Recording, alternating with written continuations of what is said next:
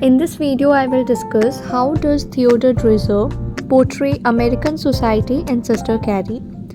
One of the most significant American writers of the 20th century, who was also among the first who tried to portray the consumer society, is Theodore Dreiser.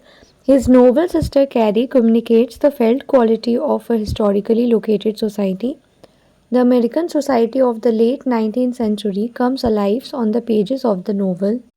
Dreiser's representation of the society underlines the social divisions of the society and the consequent conflicts between various groups and segments. The novel particularly focuses on consumerism and the consumer society, materialism, capitalism, class differences, and the problems of individuals living in an American society and their relationship to each other, money, and material goods.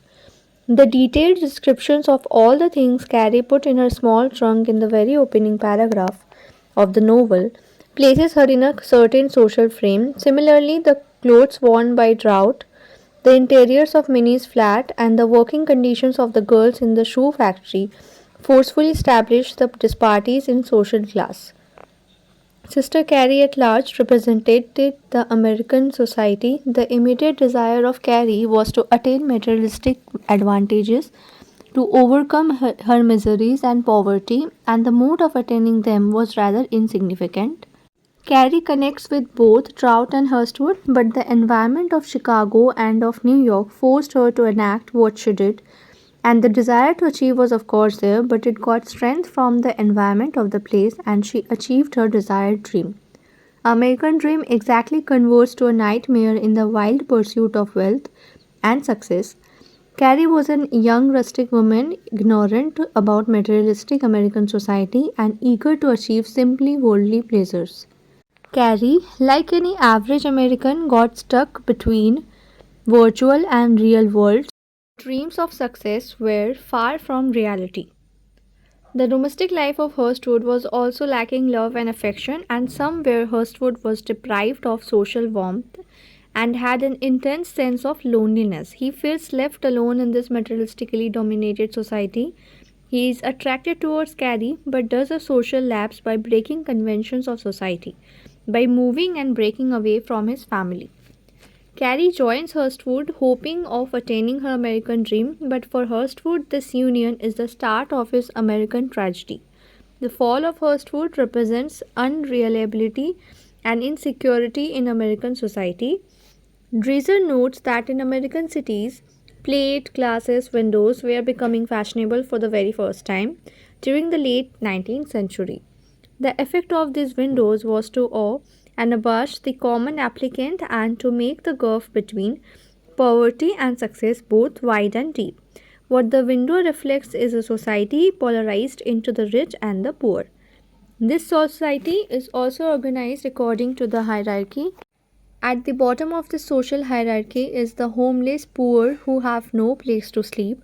At the end of the 14th chapter, we also find a gaunt faced man of about 30 who looked the picture of privation and richness, begging for the price of a bed. Hurstwood does not notice him, but Trout gives him a dime with an upwelling feeling of pity in his heart. In social hierarchy, above these homeless are the manual laborers. Dreiser understood that the work of the manual worker in the industrial cities was carried out by poorly paid, unorganized workers. Carrie remembers her father, whose head was covered by the white flour of the mill where he worked. Carrie worked in a shoe factory where the working conditions were inhuman. Minnie's husband, Hanson, also is a lifelong toiler who leaves his home early in the morning. Above the manual workers, we also have salesmen like Drought, who make a living by selling manufactured goods to a large network of distributors and shopkeepers. Dreiser was right in noting that Drought belonged to a group of intermediaries thrown up by the new capitalist order. When Carrie first meets Hurstwood, he appears desirable because he is socially above Drought. When Hurstwood becomes a motorman, he moves out of his class, which destroys his sense of self-respect and identity. When Carrie becomes an actress, she enters the walled city of privileged upper-class people. She moves in an insular world which is not cluttered with hard labor and exploitation. The world of New York, as depicted in this novel, represents the brighter side of capitalist society from which the ugly facts of factory have been kept away. The novel also shows the American family in a state of transition. The forces of industrialization and urbanization undermined the stability of American family as a social and economic unit.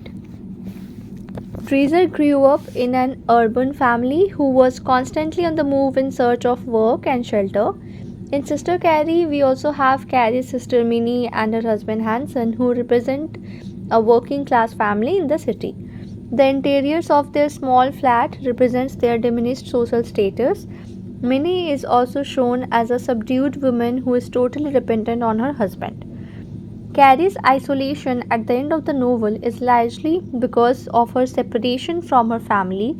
She is a lonely individual who has broken away from her family and feels alienated and dissatisfied even when she has attained fame and fortune. The journey of Carrie from Columbia to New York traces the social transitions American society has witnessed in the last decade of 19th century.